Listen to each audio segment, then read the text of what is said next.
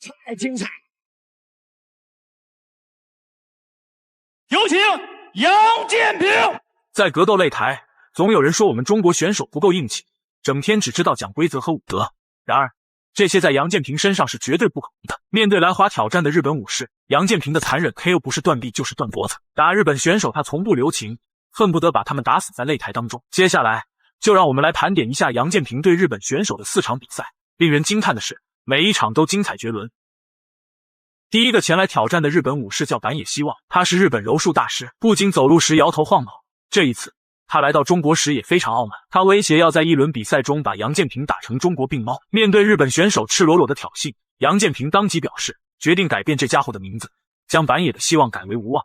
比赛正式开始时，杨建平踢翻了小日本，然后拿到侧位压制，紧接着挥舞拳头击中面门。起初我以为这是一场现代格斗比赛，没想到竟出现了武林绝学的乾坤大挪移，杨建平飞起来移形换影。但是我们要知道，杨建平实际是比较擅长的是在站立式的格斗啊，那不，哇，漂亮，漂亮，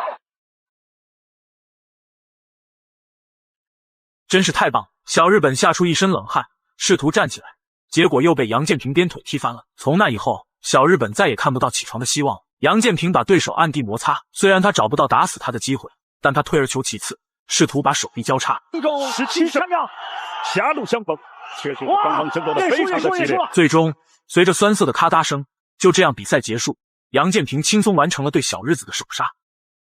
第二个前来挑战的日本选手叫上山之小，这家伙绝对是赛前最喜欢蹦的，一出现就仰天狂吠，一会儿又蹦蹦跳跳，真不知你是在研究逃跑路线，还是喝太多假酒。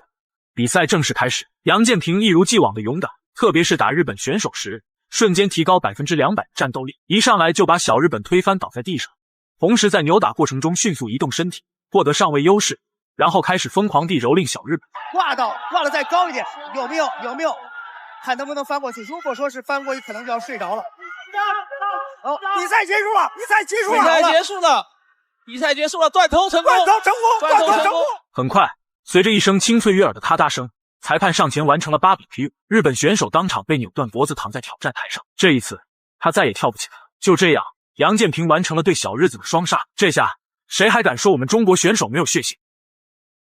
第3场，日本空手道冠军孤山信来华挑战，这家伙赛前7个不服8个不忿，凶神恶煞地盯着杨建平，甚至还恶意推搡。原来他脾气这么大的原因是好大哥上山之小被杨建平干了。这次来中国是为了找回场子，替他好大哥复仇。他声称要把杨建平打到跪地不起，并让杨建平跪着叫他爸爸。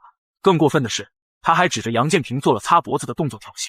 杨建平看到这家伙就怒了，我们亿万同胞的血海深仇还没找你算，一刀还要讨回公道，还真是狗咬吕洞宾，不识好人心。好，既然如此，那就下去找你的好大哥团聚吧。比赛正式开始，孤山信抬腿试探，杨建平立刻顺势接腿，然后积累全身力量，把小日本摔倒在地。果然是中华，这种可怕的爆发力令人震惊。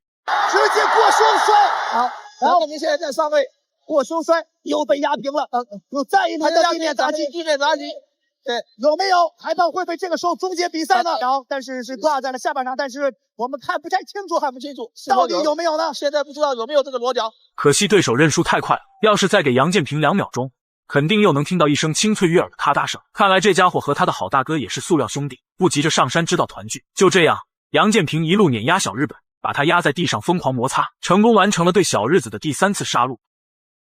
第4个挑战者是日本山口组的大哥古山文龙，这家伙从小就是个刺头，喜欢打架，但是混黑社会有被抓的风险，所以打拳完全是为了合法打人。一脱衣服，文龙画虎就声称要打断杨建平的虎爪，拔掉他的虎牙，真是疯了。杨建平知道这不是第一个对他说狠话的小日本，他根本不在乎。这次终于有了合理合法的打小日本的机会，他决心把他狠狠地打死擂台，让他跪下来向烈士忏悔。因此，他毫不掩饰自己眼中的杀气，仿佛要把对手扒皮抽筋。比赛正式开始时，杨建平对自己的地面能力非常自信，所以他一上来就勾腿抱摔，把日本选手带到了地上。他出生在内蒙古摔跤，地面挣扎能力非常强，他想尽快杀死小日本，自然发挥出全部的实力。回顾几场比赛，不难发现杨建平的地面压制力恐怖如斯，因此一旦被他带入地面，就没有机会站起来。这时，杨建平不断调整自己的姿势，最后一屁股坐在小日本的脸上。小日子龇牙咧嘴，显然有点上头。随后杨建平拿到了十字骨，别说这种生化武器真的很好，但你觉得结束了吗？并没有。杨建平站起来后，又从藏经阁中掏出了武林绝学，哎，想转十字固，但是没有转成。有点十字固，十字固，有了！终于，久违而美妙的咔嚓声响起，但这家伙拍手很快，充其量只是一个骨折。就这样，杨建平完成了对日本选手的刺杀，4场比赛4次 KO， 都在一轮拿下了对手。中华虎杨建平不愧为抗日战士，将胆敢来犯的小日本一一斩于马下，这就是绝对震撼的中国力量。